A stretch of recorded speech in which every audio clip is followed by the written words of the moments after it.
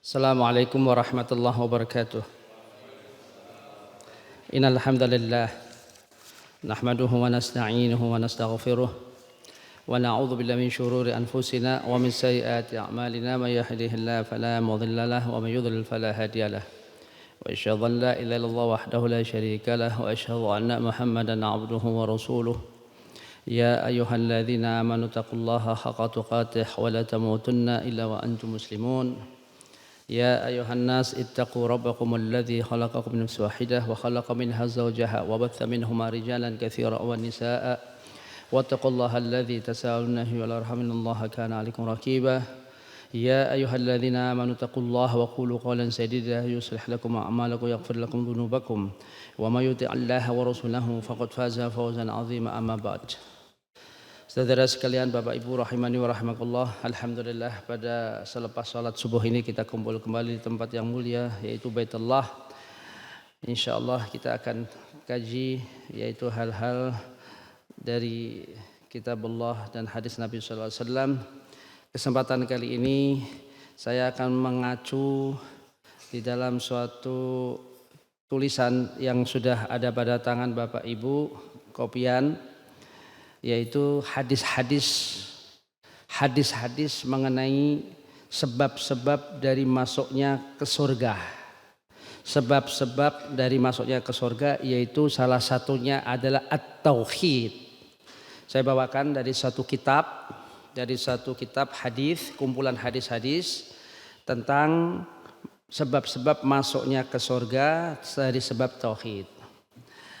Bapak Ibu saudara sekalian bisa nanti mengikuti, saya akan bacakan. Saya biasanya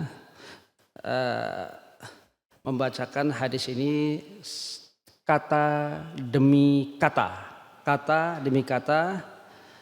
Bapak Ibu bisa mengikuti yaitu, dan saya akan perjelas dari apa yang ada hadis di dalam tulisan ini. Mari kita lihat. Bismillahirrahmanirrahim. Al-bab sabi', ya, yang kita bahas yaitu yang di kiri kita, sebelah kiri kita, halaman 121. Al-bab sabi', bab ketujuh. Bab ketujuh. Kalau 7 dalam bahasa Arab sab'ah. Wahid, itsnain, tsalatsa, arba', khamsah, sittah, sab'ah. Tapi kalau ke-7 sinnya dipanjangkan. Sabi', jadi artinya ke-7. Al-babu sabi', bab ke-7.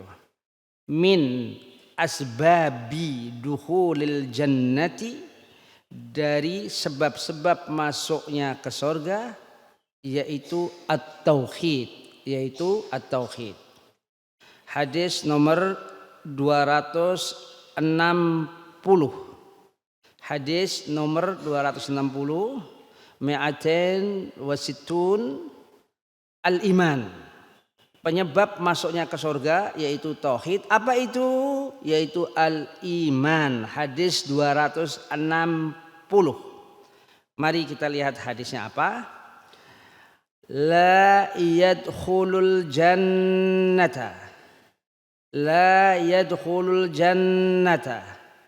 Tidak boleh dibaca la yadkhulul jannatu, enggak boleh, karena al jannah sebagai objek. Segala objek hukumnya fathah.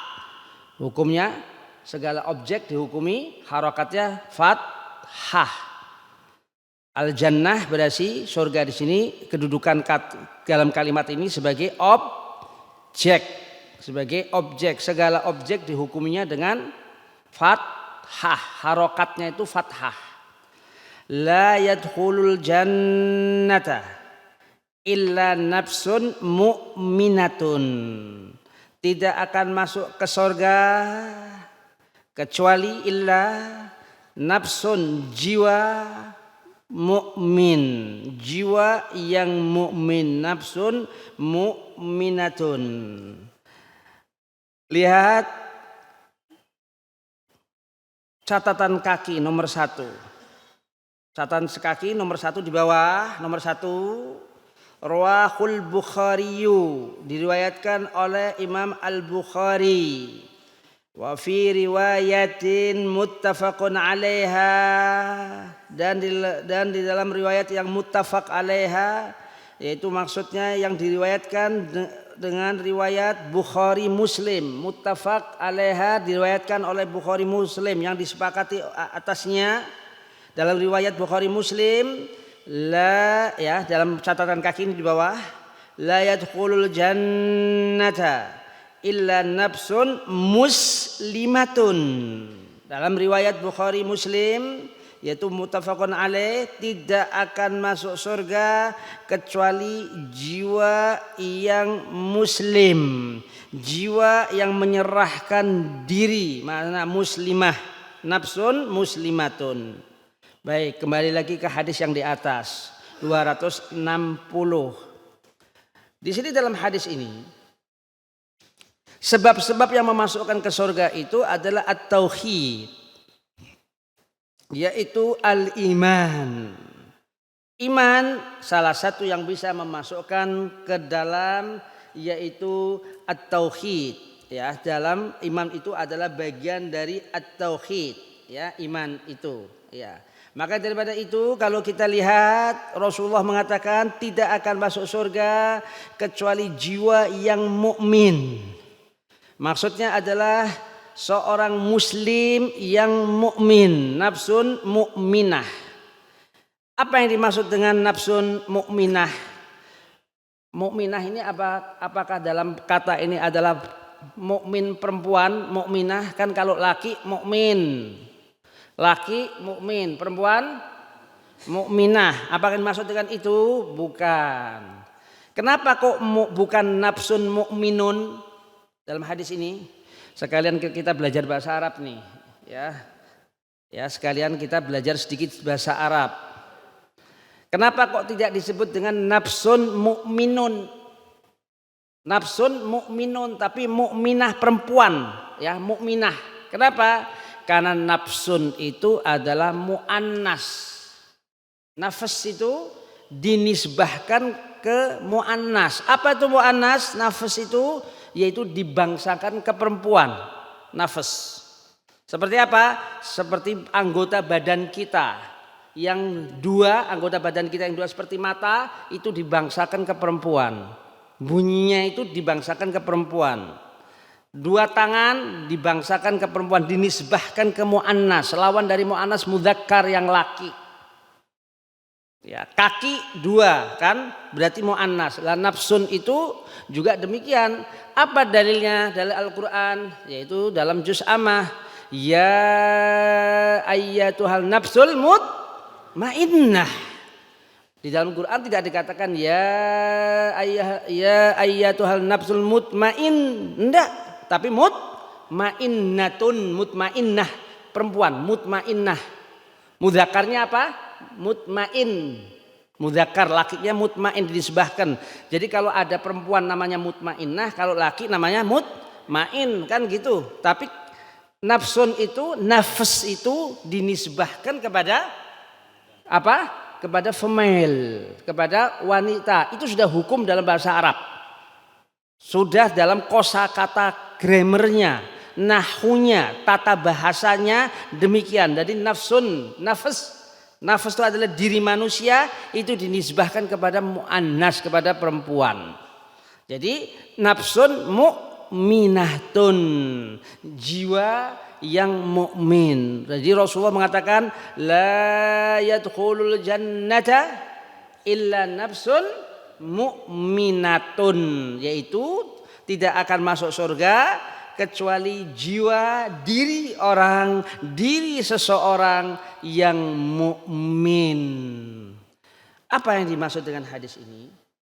Bahwa segala dari hamba Allah, setiap dari hamba Allah itu yang akan masuk surga adalah diri seorang manusia yang mukmin, yang beriman kepada Allah, beriman yaitu kepada malaikatnya, beriman kepada Rasulnya, kepada kitab-kitabnya, kepada hari akhir, dan kepada takdir baik dan buruk, dan kepada yaitu kabar-kabar yang gaib.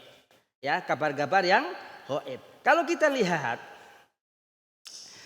iman, kan judulnya ini kan 260 iman, keyakinan. I'tiqad kita.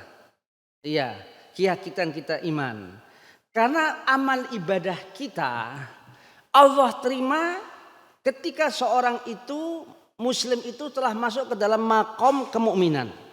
Apa dalilnya? Dalam surat An-Nahl 97. Surat An-Nahl 97. Allah berfirman, "Man 'amila salihan min dzakarin aw untha wa huwa mu'min." Bapak bisa lihat Ibu dalam surat An-Nahl.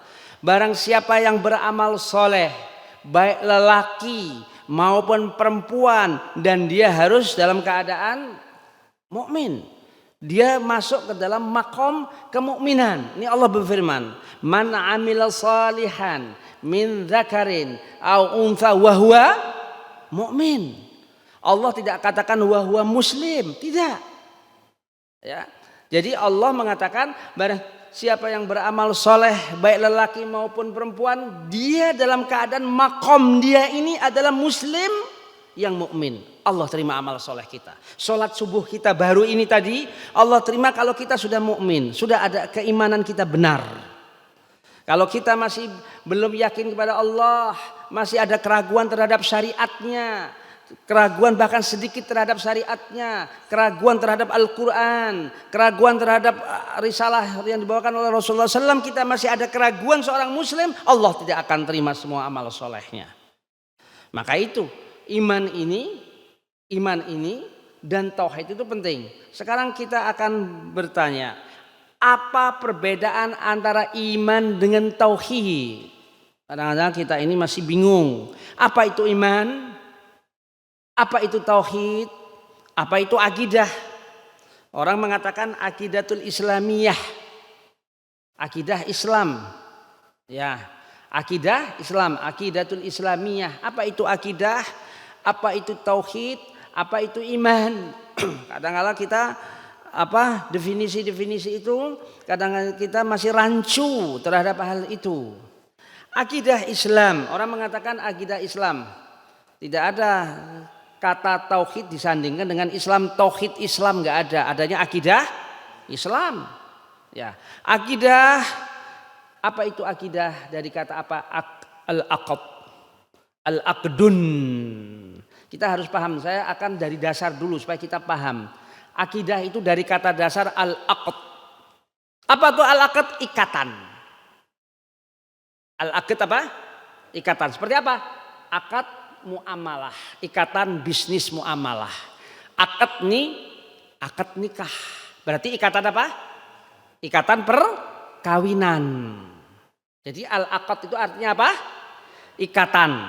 Ya, arti al-aqd, arti secara etimologi, arti secara lughatan, secara bahasa. Itu demikian.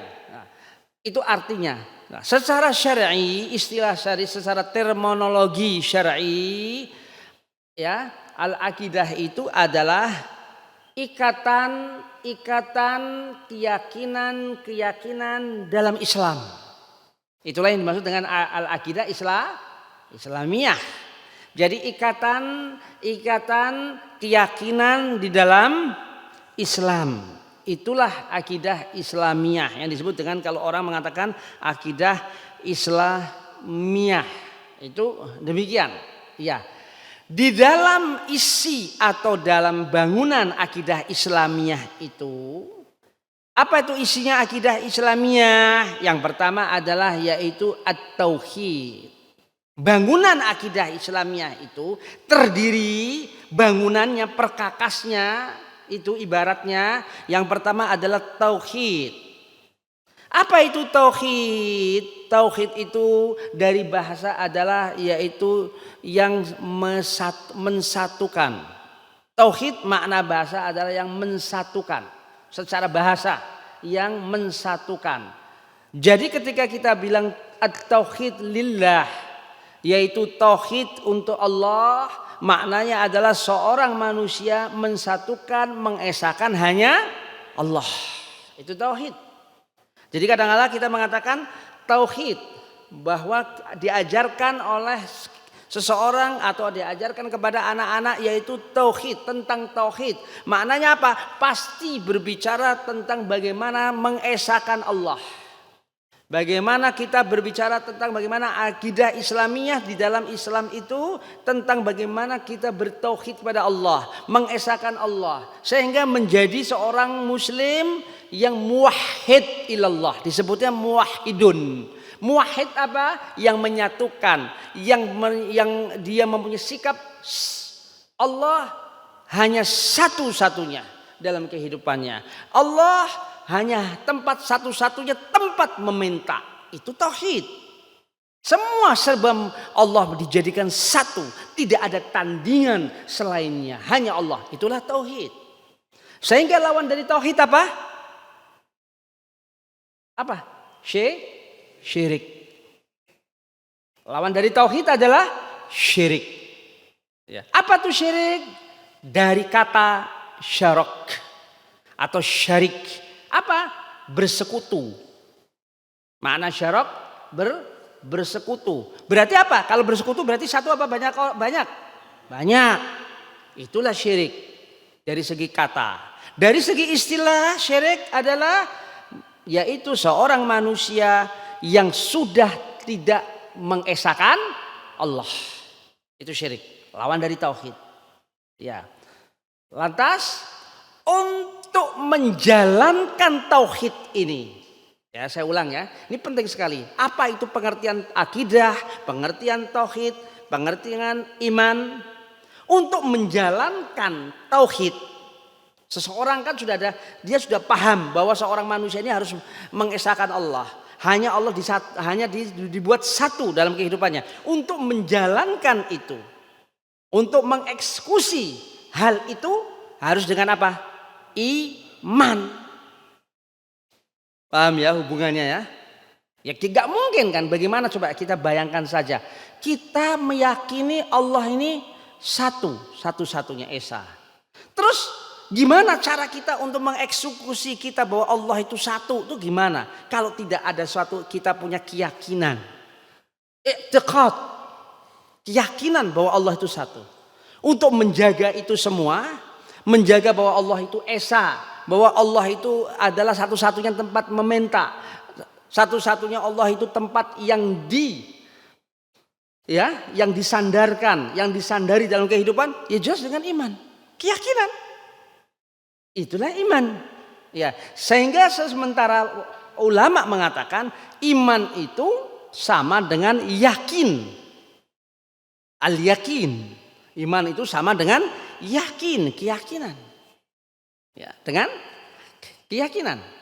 Ya, maka semua kita berbicara tentang iman billah, iman kepada Allah. Berarti apa? Keyakinan kepada Allah. Apa keyakinan itu? Tauhid. Keyakinan itu adalah tauhid. Iman bil malaikah, keyakinan terhadap malaikat. Berarti bahwa seorang manusia itu yakin bahwa malaikat itu ada. Nah, itu iman. Di situ. Ya, iman kepada kitab-kitabnya. Berarti keyakinan bahwa Allah menurunkan kitab-kitab sucinya. Ingat, kita tidak mengalami Al-Quran itu turun. Kita nggak ngalami. Yang tahu sahabat. Ya, sahabat. Ya, bagaimana Al-Quran itu turun, sahabat tahu ketika turun kepada Rasulullah SAW. Bahkan karena sebab beberapa sahabatlah Al-Quran itu banyak turun. Karena sebab hal-hal ya sesuatu Al-Quran itu turun. Ya, contoh misalnya tentang ayat pengharaman khamr. Ayat tentang pengharaman minuman keras. Itu sebabnya karena Umar bin Khattab radhiyallahu an. Turunlah ayat tentang hal itu. Ya, tentang pengharaman khamr, hal itu. Itu di mana pada saat itu Umar bin Khattab radhiyallahu an yaitu mengatakan tentang dia berdoa kepada Allah, ya Allah tunjukkanlah kepadaku sejelas-jelasnya apa ini minuman ini untuk kami ini ya Allah. Turunlah ayat tentang pengharaman khamr. Pertama tidak diharamkan dulu, tapi step demi step. Setelah itu larangan total. Itulah uslub, itulah metode dalam melarang seseorang. Al-Quran dalam melarang seseorang itu tidak langsung. Kalau langsung orang pada kabur. Step demi step, tahap demi tahap. Pertama yaitu dikatakan bahwa khamr itu adalah sesuatu hal yang berdosa.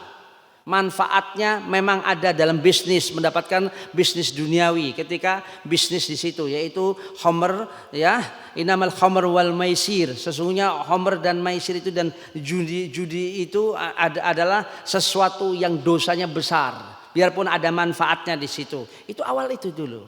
Kedua, ketika itu dibatasi skop. Jangan kamu sholat dalam keadaan mabok. Nah, di situ mulai dibatasi dalam skop yang lebih kecil lagi, dibatasi dia. Setelah itu baru total rijzis. Innamal khamr wal maisir wal ansab wal azam rizsun min amli syaitan fajtanibuh.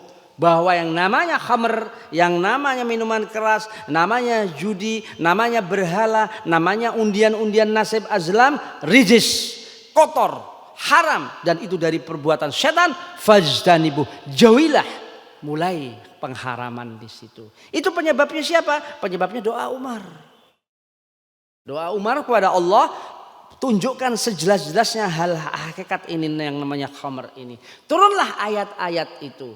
Itulah Al-Quran.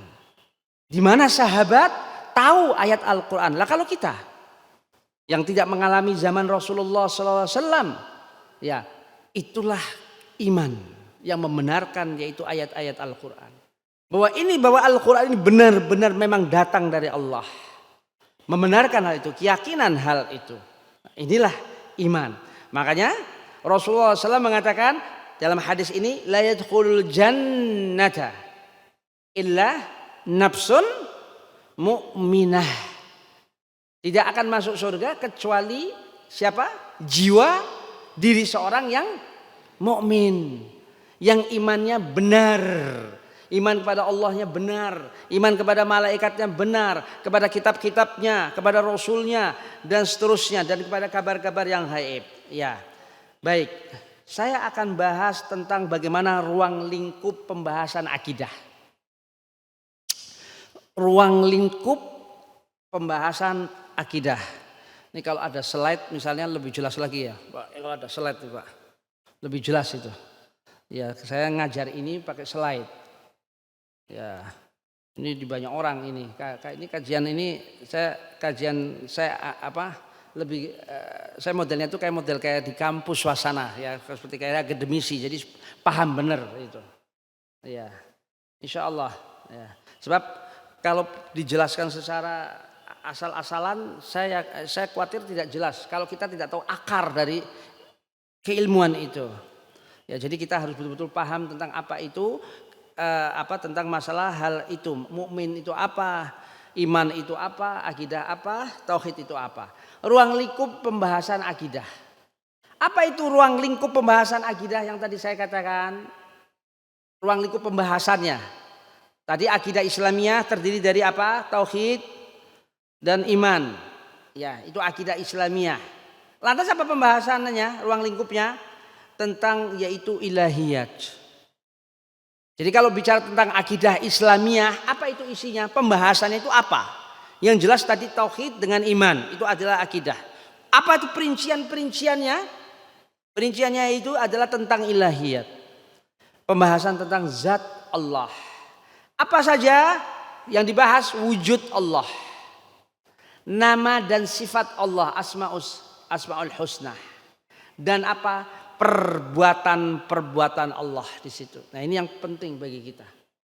Bagaimana kita akan masuk surga tapi kita tidak mengenali zatnya, tidak mengenali Allah Azza wa Jalla. Ya, bagaimana kita bisa menjadi seorang muslim yang mukminnya sempurna kalau kita tidak mengenal Allah Azza wa Jalla. Ya, tidak mengenal Allah Azza wa Jalla. Jadi pembahasan tentang apa itu akidah itu ada pertama tentang ilahiyat, tentang zat Allah. Apa saja pembahasan tentang Allah? Wujud Allah, keberadaan Allah. Nama dan sifat Allah yaitu Asmaul Husna. Apa itu nama? Sifat Allah, apa itu asma dan sifat, apakah sama asma dengan sifat? Ini yang akan kita bahas di situ. Nah, makanya hadis yang kedua, kita langsung hadis yang kedua. Kita akan hadis yang kedua karena ini nyambung, hadis yang nomor 261. Karena akan masuk ke sini. Yuk kita lihat. Hadis berapa? 261. Dari sebab-sebab masuknya ke surga yaitu tauhid. Apa itu tauhid? Yaitu iman. Di situ adalah iman tadi sudah, bahwa tidak akan masuk surga, ya sebab-sebab masuk surga itu tidak akan masuk surga kecuali jiwa yang mukmin. Hadis ke-261. Sebab-sebab masuknya surga adalah hubbut tauhid. Mencintai apa? Suka terhadap tauhid. Apa itu tauhid? Yaitu fi asma'illah wa sifatihi. Jadi tauhid itu adalah mengenal nama-nama Allah dan sifat-sifatnya. Jadi supaya seseorang itu masuk surga, mencintai tauhid, suka terhadap, yaitu maksudnya perbuatan tauhid. Yang dimaksud dengan hubbut tauhid nomor 261. Yang dimaksud dengan yaitu mencintai tauhid adalah mencintai perbuatan amal-amal tauhid. Di sini dalam konteks hadis ini yaitu mengenal tentang nama Allah dan sifat-sifatnya. Yuk kita lihat hadisnya. Ini yang dicontohkan hanya satu hadis ya, mewakili dari hal-hal tersebut. Yuk kita lihat. An Aisyata radhiyallahu anha anna nabiyya alaihi salatu wassalam ba'atha rajulan ala sariyah. Saya terjemahkan dari Aisyah, semoga Allah meridhoinya, anna nabiyya, sesungguhnya Nabi alaihi salatu wassalam, atas Nabi salah dan salam, doa dan keselamatan. Yang dimaksud dengan as-salah wassalam itu ba'atha rajulan, Nabi mengutus seseorang ala sariyah, yaitu di dalam suatu sekumpulan pasukan, ala sariyatin, yaitu sekumpulan pasukan. Wakana baris kedua wakana yakra'u, wakana yakra'u li ashabihi fi salatihim fayakhtumu, dan orang itu ya salah satu orang dalam sekumpulan pasukan yang diutus Rasulullah SAW ini, wakana yakra, dia itu selalu membaca kepada kawan-kawannya ketika dia imam. Jadi orang ini ya dalam satu pasukan yang diutus Rasulullah SAW ini, dan dia jadi imam, mayakra li ashabihi, membacakan kepada kawan-kawannya ini ketika dia imam di dalam sholat mereka, selalu dalam surat setelah Al-Fatihah dia menutup selalu dengan membaca Qul huwallahu ahad. Jadi waladhdallin amin dalam sholat apa tentunya? Dalam sholat apa? Maghrib, dalam sholat isya, dalam sholat subuh karena jahar. Jadi salah satu Rasulullah mengutus pasukan, ya, mengutus beberapa pasukan di dalam utusan ya untuk misi keluar Madinah. Rombongan pasukan ini ada satu orang sebagai ketua pasukan ini, ketua ya pasukan yang diutus Rasulullah ini, kalau jadi imam selalu Al-Fatihah waladhdallin amin, selalu surat yang dibaca apa? Qul huwallahu ahad. Kayak nggak ada surat lagi, seakan-akan tidak ada surat lagi seakan-akan. Seakan-akan tidak ada surat yang lain, seakan-akan dia hafalnya hanya itu. Nah, ini apa? Bisa begitu, ya. Lanjut. Ya, coba ini kita ada faedah yang besar di sini. Ada faedah yang sangat besar dalam hadis ini.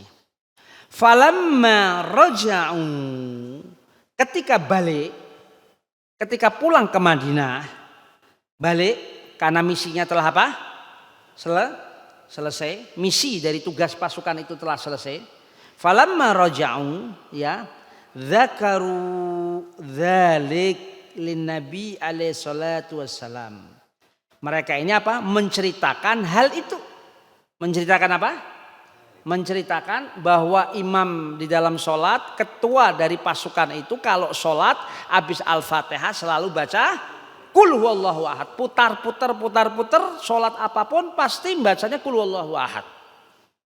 Wadul nih istilahnya, ngadu kepada Nabi, teman-temannya yang lain, para sahabat yang lain. Ya, menceritakan. Faqal, lanjut, ya. Faqal, maka Rasulullah mengatakan, saluhu li ay syai'in yasna' dzalik. Saluhu maknanya is'alhu. Tanyakanlah kepada dia. Kenapa dia berbuat itu? Li ay syai'in yasna'u dzalik. Tanya kepada dia. Kata Rasulullah SAW, kenapa dia berbuat hal itu? Fasa'aluhu, maka para sahabat yang lainnya yang mengikuti dalam rombongan pasukan itu setelah sampai setelah selesai misi ini, maka bertanya kepada orang itu. Fasa'aluhu, faqal, orang ini sahabat tadi yang bolak-balik ketika jadi imam bacanya qul huwallahu ahad sampai Al-Fatihah, faqal li annaha sifatur rahman wa ana ahabbu an aqra'a biha. Masya Allah. Jadi dia istihadnya itu, bahwa aku bolak-balik membaca qul huwallahu ahad habis Al-Fatihah itu karena apa? Karena surat yaitu Al-Ikhlas itu li'annaha terdapat sifat Ar-Rahman, terdapat dari sifat Allah di situ. Karena kalau kita lihat qul huwallahu ahad, Allahu somad, terdapat sifat Ar-Rahman, terdapat sifat Allah Ar-Rahman. Wa ana, dan aku, kata orang itu, ahabbu, aku tuh suka untuk membaca surat Qul huwallahu ahad ini, surat Al-Ikhlas ini. Aku suka. Kenapa? Alasannya karena di dalam surat Al-Ikhlas itu banyak sifat-sifat Allah. Ini alasannya ini. Ya, maka jawaban orang itu di hadapan Rasulullah SAW, faqala an-nabiyyu sallallahu alaihi wasallam, Rasulullah SAW mengatakan, akhbiruhu, ya, anallaha yuhibbuh, kabarkanlah kepada dia, kasih tahu dia, kata Rasulullah SAW, bahwa Allah suka kepada dia. Subhanallah. Riwayat siapa? Kalau antum paham, riwayatnya di bawahnya, di takhrijnya yang mengeluarkan siapa? Catatan kaki. Riwayat siapa? Bukhari dan Muslim. Subhanallah. Catatan kakinya. Jadi akhbiruhu, kata Rasulullah, kabarkan kepada dia bahwa Allah tuh suka kepada dia. Wa fi hadis akhar, dalam riwayat hadis yang lain bawah, ya, wa fi hadis akhar, dalam hadis yang lain, qala ar-rajul, yaitu orang itu menjawab, inni uhibbuha, aku suka kepada ayat surat itu. Faqal, Rasulullah SAW menjawab, hubbuka iyyaha adkhalakal jannata, bahwa kecintaanmu, sukamu terhadap surat itu memasukkan kamu ke surga. Riwayat siapa? Bukhari. Kedua Tirmidzi, ya kan? Yang catatan nomor 3. Catatan nomor 3. Jadi nanti Bapak Ibu terbiasa juga nih baca kitab Arab ini. Iya. Long saya ngajar begini 1 tahun di satu tempat, mahir sekarang kok. Subhanallah. Setahun dulunya kosong jamaah itu, kumpulan ini, kajian ini. Setahun baca ini, mahir sekarang. Padahal babar pisan nggak ngerti bahasa Arab. bisa mahir. Subhanallah. Makanya ketekunan itulah yang perlu, ya. Jadi jangan dikira orang karena terbiasa orang itu jadi apa? Mahir. Bapak coba baca ini setahun ini kajian begini kalau tidak ngerti bahasa Arab. Sudah terbiasa. Bakal ngerti terbiasa nanti. Ya, apalagi nanti baca terjemahannya. Ini Arabnya ini terjemahan, wah lebih mudah lagi. Subhanallah, Allah kasih mudah nanti. Allah kasih ilmu nanti. Kalau niat kita ikhlas, semua apapun Allah akan mudahkan semua. Ya insya Allah. Ya. Nah, yuk kita lihat dalam hadis ini ke-261. Dalam kaitan yang tadi hadis yang pertama yang 260 ini. Apa yang kita bisa ambil dari faedah dari hadis yang ke-261 ini? Yaitu cintanya seseorang kepada tauhid. Mencintanya seseorang hubut tauhid. Yaitu amal tauhid. Yaitu dalam asma, nama-nama Allah dan sifat-sifat Allah. Ya. Di dalam hal ini, tadi yang saya katakan. Ruang lingkup akidah Islamiyah itu. Pembahasan yang pertama adalah tentang ilahiyat. Tentang Allah. Tentang ilah. Itu akidah. Apa yang dibaca, apa yang dikaji, wujud Allah, tentang keberadaan Allah. Kedua tentang nama dan sifat Allah dan perbuatan-perbuatan Allah. Asma wa sifat. Kalau kita lihat asma apa? Asma dan as-sifat. Kita harus melihat tentang asma Allah, ya. Dalam surat Al-A'raf 180. Dalam surat Al-A'raf 180 Allah berfirman, walillahil asmaul husna fad'uuhu biha. Ya, dalam Al-A'raf 180. Allah mempunyai nama-nama yang bagus. Maka doalah, bermohonlah dengan memakai namanya. Fad'uuhu biha. Fad'uuhu, mohon kepadanya. Nya kepada siapa? Kata gantinya ini kembali kepada siapa? Allah. Ya. Kalau antum ya, jadi antum baca Al-Qur'annya harus paham benar. Kata ganti dalam Al-Qur'an ini ribuan kata ganti di dalam Al-Qur'an. Dalam setiap ayat tuh ada kata ganti, kan kata ganti pertama siapa? Kata ganti pertama siapa? Saya. Kata ganti kedua siapa? Orangnya ada di depan. Kamu. Kata ganti ketiga, orangnya nggak ada. Siapa itu? Dia atau mereka. Itu di Quran tuh banyak. Kita tidak akan paham kalau kita tidak paham tentang kata ganti di dalam Al-Quran. Contohnya ini. Walillahil asmaul husna fad'uuhu biha. Allah mempunyai nama-nama yang baik. Maka doa kepadanya. Nya kepada siapa? Allah, biha, dengannya. Nya yang kedua kembali kepada siapa? Asmaul husna. Itu demikian. Jadi Allah Subhanahu wa taala menyuruh kita untuk kita memohon kepada Allah, meminta kepada Allah dengan memakai nama-namanya. Ya, apa yang dimaksud dengan itu?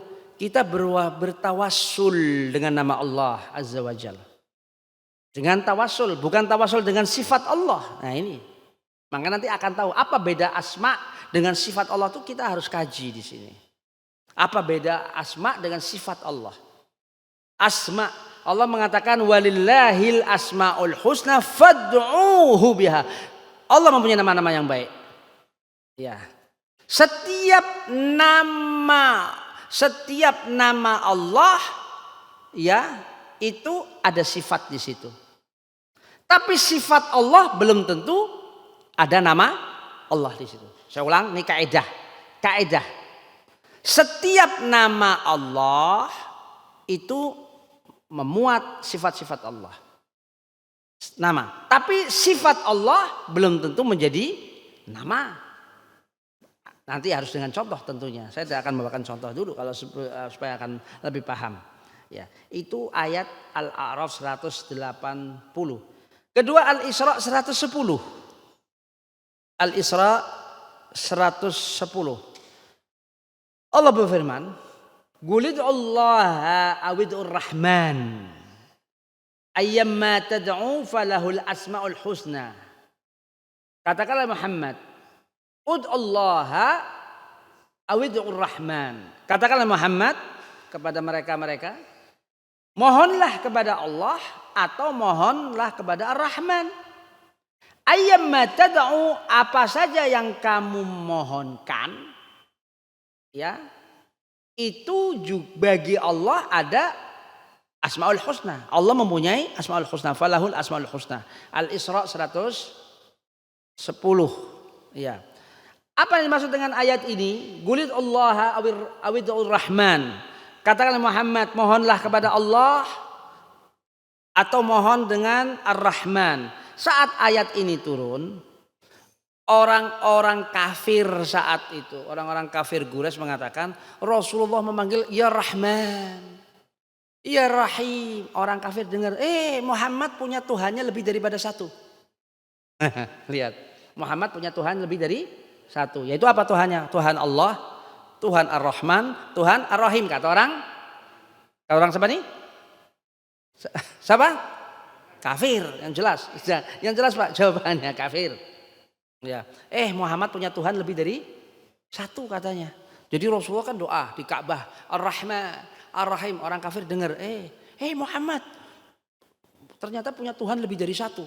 Tuhan Rahman, Tuhan Rahim selain Allah. Nah, enggak paham berarti ini orang-orang ini. Bahwa yang namanya Rahman Ar-Rahim itu juga Allah. Juga Allah juga. Itu nama-nama Allah. Makanya katalah kata Muhammad. Katakanlah Muhammad. Ya, doalah kepada Allah, mintalah dengan nama, menyebut nama Allah atau dengan nama atau menyebut dengan Ar-Rahman. Jadi kita panggil misalnya ya Allah. Ya Allah. Atau kita panggil dengan apa? Ya Allah, ya Rahman. Ya Rahman, berikanlah saya rezeki, ya Rahman. Ya Rahman, berikanlah saya rezeki, ya Rahman. Berikanlah saya, ya Rahim, ya Rahim, sembuhkanlah aku. Ya Rahman, ya Rahim, ya Syafi, ya Rahman, ya Syafi, sembuhkanlah ke aku. Ada Allahnya di situ? Enggak ada. Enggak perlu nyebut Allah lagi, boleh. Ya Rahman, ya Syafi, ya Rahman, ya Syafi, sembuhkanlah aku. Karena apa? Rahman itu nama Allah, ya Syafi juga nama Allah, sama. Paham ya? Itu demikian. Ya, makanya Allah mengatakan, "Qulid Allah awidur Rahman." Ayyamma tad'u falahul asmaul husna. Apa saja yang kamu panggil itu, itulah nama-nama Allah dan engkau boleh memanggil dengan Allah dengan namanya untuk apa? Untuk berdoa, untuk memohon. Itu demikian. Ini dalil-dalilnya kita harus tahu dulu. Tadi surat Al-A'raf 180, Al-Isra 100 berapa? 110, surat Toha ayat 8 sekarang. Allah berfirman dalam surat Toha ayat 8, Allahu la ilaha illa huwa. Allah lah dia yang tidak ada ilah kecuali dia Allah. Lahul asmaul husna. Baginya Allah, lahu, untuk Allah mempunyai nama-nama yang baik, asmaul husna. Ini Allah Azza wa Jalla. Jadi Allah SWT sudah mengatakan bahwa dikatakan Allahu la ilaha illa huwa. Allah lah, tidak ada ilah Tuhan kecuali dia Allah. Ya. Lahu, yaitu Allah itu mempunyai nama-nama yang baik. Panggillah nama-nama itu. Mohonlah nama-nama itu. Ya, ya Jabbar. Ya Jabbar, ya Jabbar. Satu kandungan nama Allah mempunyai khasiat yang berbeda-beda. Ini kalau kita kaji ini bisa berbagai episode. Kalau kita kaji ini satu episode itu beberapa kali pertemuan. Untuk kita kaji hal ini sendiri. Ya, ini sampai jam berapa ini waktunya? Ya, saya dibatasi waktu ya. Jadi saya ini nggak bisa bebas untuk ini melangkah lebih lanjut gitu. Ya, jadi akan kepotong hal yang penting-penting ini. Ya, jam berapa Pak? 10 menit lagi, kan mepet banget ya. Iya. Sampai jam 6. Ya, baik. Ya, baik. Dekat ya. Sampai jam 6. Baik, kita lihat, saya bawakan dari suatu buku. Referensi. Ya, sesuatu kita harus berdasarkan referensi. Ya, jadi kita referensi. Allah Subhanahu wa taala mempunyai nama-nama. Dan apa itu nama dan apa itu sifat. Ya. Jadi kalau dikatakan, kita lihat di dalam kaidah tadi, ya, dalam kaidah setiap nama Allah mengandung sifat-sifat Allah yang tadi saya katakan. Setiap nama Allah, asma Allah mengandung sifat-sifat Allah. Itu demikian. Ya. Nama Allah bukan sekedar nama tapi mengandung sifat. Nama Allah bukan hanya sekedar nama saja tapi mengandung yaitu sifat Allah. Contoh misalnya Ar-Rahman Ar-Rahim. Contoh Ar-Rahman Ar-Rahim. Nama atau sifat? Nama. Saya ulang. Ar-Rahman nama Allah, asma. Ar-Rahim apa? Bukan, nama tetap. Ar-Rahman asma. Ar-Rahim asma, nama. Sifatnya apa Ar-Rahman Ar-Rahim? Dalam satu kata Arab. Saya ulang. Makanya perlu kaji. Ini pasti perlu diajarkan di sini siapapun, saya yakin. Kalau sudah diajarkan pasti tahu. Saya ulang. Ar-Rahman Ar-Rahim nama Allah. Sifatnya apa Ar-Rahman Ar-Rahim? Rahmah. Rahmah kan Bu Rahmah misalnya. Orang namanya Bu Rahmah. Berarti rahmat itu mengambil apa? Dari sifat Allah. Rahmah itu nama apa sifat? Sifat. Saya ulang. Nama Allah Ar-Rahman Ar-Rahim. Nama Allah Ar-Rahman Ar-Rahim. Asma. Sifatnya Ar-Rahman Ar-Rahim apa? Rahmat. Rahmat. Contoh kedua. Al-Alim. Artinya apa? Yang maha mengetahui. Al-Alim. Al-Alim yang maha mengetahui. Al-Alim yang maha mengetahui. Nama atau sifat? Nama, asma. Sifatnya apa? Al-Alim. Hah? Tadi kok ada samar-samar tadi? Sifat Al-Alim apa? Al-Alim maha mengetahui. Sifat Al-Alim, Al-Ilim. Al-Ilm. Itu sifat Allah. Paham ya? Ya, itu Al-Alim, Al-Ilim. Ya. Al-Qadir atau Al-Qadir. Yang apa? Yang kuasa. Al-Qadir atau Al-Qadir yang kuasa. Nama Allah kan asma. Al-Qadir, Al-Qadir. Bapak lihat Asmaul Husna yang 99 itu. Ada Al-Qadir. Sifatnya apa? Qudrah. Qudrah yang kuasa. Paham ya? Ya. Qudrah. Sifatnya Allah qudrah yang berkuasa. Yang menguasai qudrah. Itu sifat Allah. Tapi namanya apa? Al-Qadir. Nama Allah. Yang kalau menyebut Allah misalnya. Menyebut Allah, memanggil Allah yang kuasa. Kita panggil Al-Qudrah. Al-Qudrah begitu? Bukan. Yang kita panggil apanya? Nama. Al-Qudrah, ya Qudrah. Salah. Ya Qudrah yang tidak boleh. Al-Qudrah kok Allah sifat yang dipanggil. Yang dipanggil apa? Nama. Apa yang dipanggil?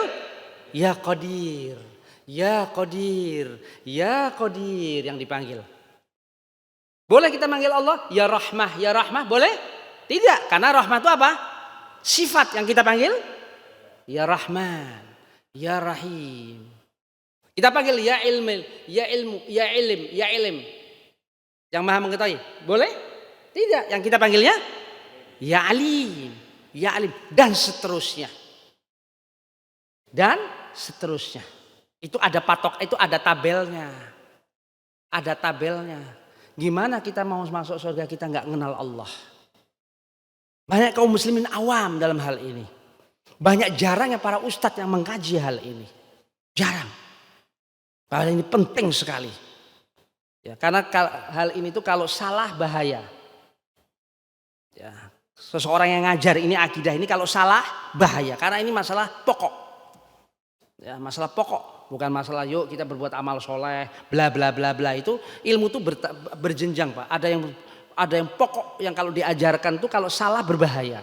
Diterima oleh orang-orang yang salah pemahaman. Jadi harus hati-hati banget hal ini. Ya, itu demikian ya. Itu demikian. Saya kasih contoh lagi. Yang maha mendengar. As-Sami'. Ya Sami'. Ya Sami', kita panggil Allah. Ya Sami'. Yang maha apa? Mendengar. Apa sifatnya? Apa sifatnya? As-Sama'. As-Sama'u. As-Sama'. Jadi kita panggil Ya Sami'. Ya Sami', yang maha mendengar. Dengarkanlah ya doaku ya Allah. Kita panggil. Kita doa, ya Sami'. Ya Sami', yang maha mendengar. Dengarkanlah ya Allah. Doaku ini ya Allah. Perdengarkanlah doaku ini ya Allah. Boleh kita ngomong begitu. Ini rahasia-rahasia supaya kita ini banyak terkabul doa. Apa itu sifatnya As-Sami'? As-Sama'. As-Sama'. Iya. Al-Basir apa? Yang maha melihat. Al-Basir, ya Basir. Ya Basir, yang maha melihat. Sifatnya? Sifatnya? Kalau tadi As-Sami', As-Sama'. Al-Basir sifatnya? Al-Basar. Al-Basar. Dan seterusnya. Nah, ini kita belum bicara masalah tentang apa muatan dari masing-masing itu. Ya, muatan dari masing-masing tersebut. Ya. Di sini dikatakan seperti Al-Hayyu wal Qayyum. Al-Hayyu wal Qayyum. Apa Al-Hayyu? Itu nama Allah. Zat yang maha hidup dan zat yang mengurusi semua makhluknya. Al-Qayyum. Dalam surat apa? Dalam ayat apa? Ayat Kursi. Allahu la ilaha illa huwal hayyul qayyum. La ta'khudhuhu sinatun wa la naum. Dan seterusnya. Al-Hayyu al-Qayyum. Yang maha Allah, yang maha zat, yang maha hidup. Dan Al-Qayyum yang mengurusi makhluknya. Kita panggil ya Hayyu. Ya Hayyu. Ya Hayyu, kita panggil Allah. Zat yang maha hidup. Atau ya Qayyum. Ya Qayyum. Ya. Di dalam suatu hadis. Ya. Di dalam suatu hadis. Ya, dalam satu hadis ini. Laqad da'a bi ismillahil a'zam alladhi idza du'iya bihi ajab wa idza su'ila bihi a'ta. Laqad da'a, yaitu Nabi SAW mengatakan, yaitu seseorang yang berdoa dengan memakai nama Allah yang maha agung, bi ismillahil a'zam. Dengan memakai nama-nama itu, insya Allah kata Rasulullah, idza du'iya, kalau dia memohon kepada Allah, Allah akan memberikan ijabah. Idza du'iya bihi ajab. Dan kalau dia memohon kepada Allah, meminta sesuatu, minta rezeki, minta sembuhan dan sebagainya, Allah akan memberi. Dengan nama apa? Dengan memakai apa? Asma Allah. Dengan memakai nama-nama Allah. Ya. Bapak Ibu sekalian, ada suatu riwayat dalam berbagai kitab tafsir. Ketika Nabi Musa alaihissalam ketika dikejar oleh Fir'aun dan bala tentaranya, ya kan, terpepetlah Nabi Musa alaihissalam dan pengikutnya dari orang-orang Bani Israel di Laut Merah. Sebenarnya bisa kita saksikan di Laut Merah itu. Sampai sekarang tuh Jejak-jejaknya itu dikatakan di sinilah Musa dikejar ini di sini nih. Ada space areanya itu ada sekian, diperkirakan di sini. Berarti laut ini pernah mengering. Pernah apa? Mengering. Saat itu. Saat itu kan hitungannya kan bisa jadi mungkin menit ya, ketika nyebrang ke sono itu kan tidak begitu jauh, kita Kelatan kok, daratan sono kok. Kelatan di sono. Iya. Allah memerintahkan apa? Supaya mengetuk apa? Tongkatnya. Das, terbelahlah. Apa yang dibaca oleh Musa alaihissalam? Ya Hayyu ya Qayyum. Yang dibaca. Subhanallah. Terbelahlah itu. Ya Hayyu ya Qayyum. Itu Nabi Musa alaihissalam. Ya. Nabi Isa alaihissalam. Sebelum Nabi Isa, yaitu pada zaman Sulaiman alaihissalam. Pada zaman Sulaiman alaihissalam. Musa, Sulaiman. Ketika Nabi Sulaiman alaihissalam memerintahkan kepada pengikutnya. Pengikut Nabi Sulaiman itu adalah dari bangsa manusia dan bangsa jin. Pengikutnya nih. Subhanallah. Jadi kalau Nabi Sulaiman ini ngasih ceramah di hadapannya ini, sebelah kanan bangsa manusia, sebelah kiri bangsa jin. Itu begitu sudah pembagiannya diceritakan.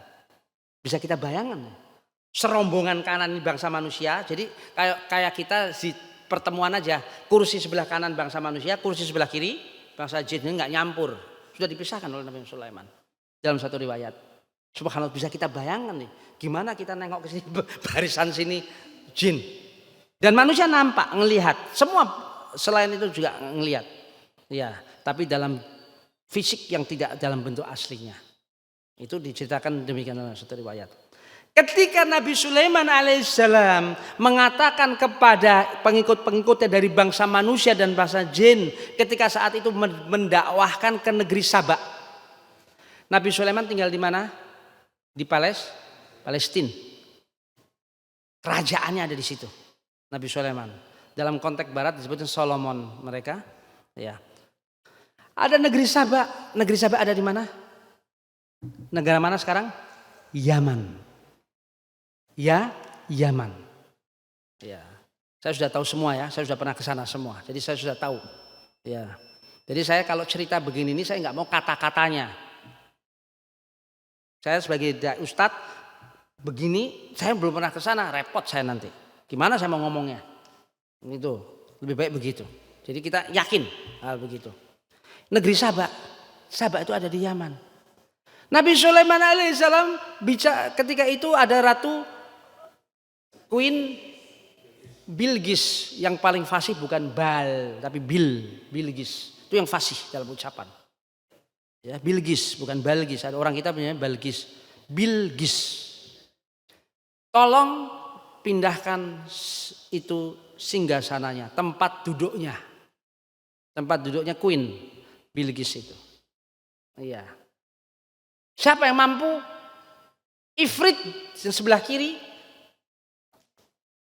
Jin Ifrit mengatakan, wahai Paduka, aku bisa pindahkan sebelum engkau apa? Bangun. Nah, bangsa manusia, ya Paduka, saya bisa memisahkan apa? Sekejap, mata. Berarti lebih cepat mana? Ya cepat mata kan. Nabi Sulaiman pilih dari bangsa manusia. Menunjukkan apa ini? Di sini para ulama berarti ketakwaan manusia lebih hebat daripada bangsa jin, dari hamba-hamba Allah ini. Buktinya Allah bisa memberikan kemampuan pada hamba-hamba itu. Allah. Sehingga apa? Hamba manusia itu dari golongan manusia ini, dari bukan bangsa jin, lebih mampu untuk memindahkan itu singgasana dari Yaman ke Palestina, dipindahkan secara fisik dengan doa yang dibaca oleh bangsa manusia. Apa yang memulainya itu doa itu? Ya Hayyu ya Qayyum. Subhanallah. Itu yang dibaca oleh hamba soleh itu. Sehingga kedipan mata langsung sudah ada di hadapan Nabi Sulaiman alaihissalam. Ketiga, Nabi Isa alaihissalam. Ketika Nabi Isa alaihissalam, yaitu di dalam Al-Quran, satu diberikan mukjizat oleh Allah Subhanahu Wa Taala, satu menghidupkan orang mati, bisa menghidupkan orang mati Nabi Isa. Kedua, bisa menjadikan orang buta bisa melihat. Ketika seorang ibu membawa jenazah anaknya yang mati, seorang ibu, sehingga Nabi Isa alaihissalam menghidupkan yang mati, yang dibaca adalah Ya Hayyu Ya Qayyum. Maka Rasulullah mengatakan dalam konteks Ya Hayyu Ya Qayyum ini, Rasulullah dalam konteks hadis ini, laqad da'a, siapa yang berdoa bi asma'il a'zam, dengan nama Allah yang agung ini, idza du'iya bihi ajab, kalau berdoa insya Allah terijabi, wa idza su'ila, kalau memohon insya Allah fa'ata, Allah akan memberi. Ya, itu demikian. Subhanallah. Inilah khasiat dari Asmaul Husna. Saya pikir ini mungkin season pertama. Mungkin season pertama nih Pak Husnul. Enggak muat nih enggak waktunya ini. Ini masih banyak lagi hal-hal yang perlu kita bahas.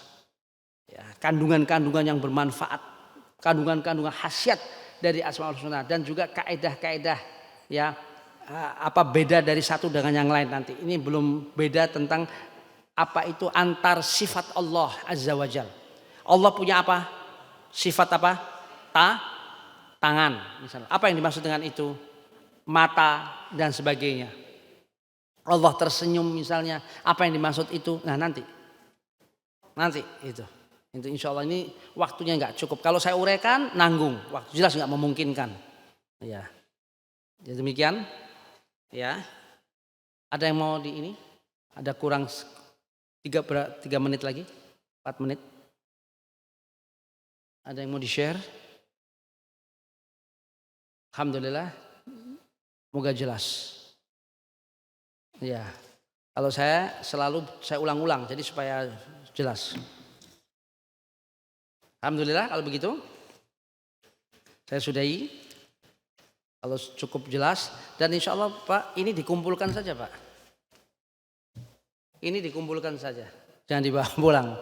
Nanti bisa dibagi lagi. Nanti tinggal di sini aja. Nanti insya Allah dibahas lagi kita. Kumpulkan saja. Ya, nanti biar nanti kajian kita lanjut. Kita ini lagi. Ya, Dik, ini Dik. Ya, kumpulkan aja. Ya.